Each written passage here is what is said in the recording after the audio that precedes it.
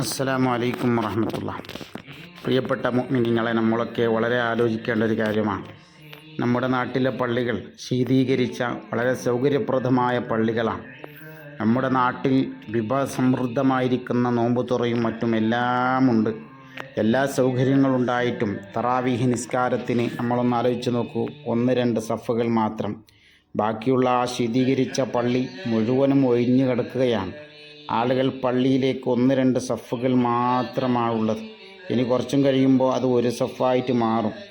പല പള്ളികളിലും ആദ്യത്തെ ദിവസം 4, 5, 6, 10 ഒക്കെ സഫുകളുണ്ട്. പിന്നെ പകുതിയായി, പിന്നെ അതിനേക്കാളും പകുതിയായി, ഇങ്ങനെ കുറഞ്ഞുകൊണ്ടിരിക്കുകയാണ്. ഇത് നോക്കൂ, ഫലസ്തീനിലെ ജനങ്ങളാണ്.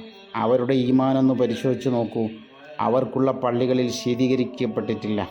മേൽക്കൂര പോലും തകർക്കപ്പെട്ട രീതിയിലുള്ള പള്ളികളിൽ അവർ മനോഹരമായ ആളുകൾ തടിച്ചുകൂടി തറാവീഹ് നിസ്കാരം നിർവഹിക്കുന്നത് കാണുമ്പോൾ നമ്മളൊന്ന് ആലോചിച്ച് നോക്കണം. നമുക്കും ഇതുപോലത്തെ ഗതി വന്നു കഴിഞ്ഞാൽ നമ്മുടെയൊക്കെ അവസ്ഥ എന്തായിരിക്കും?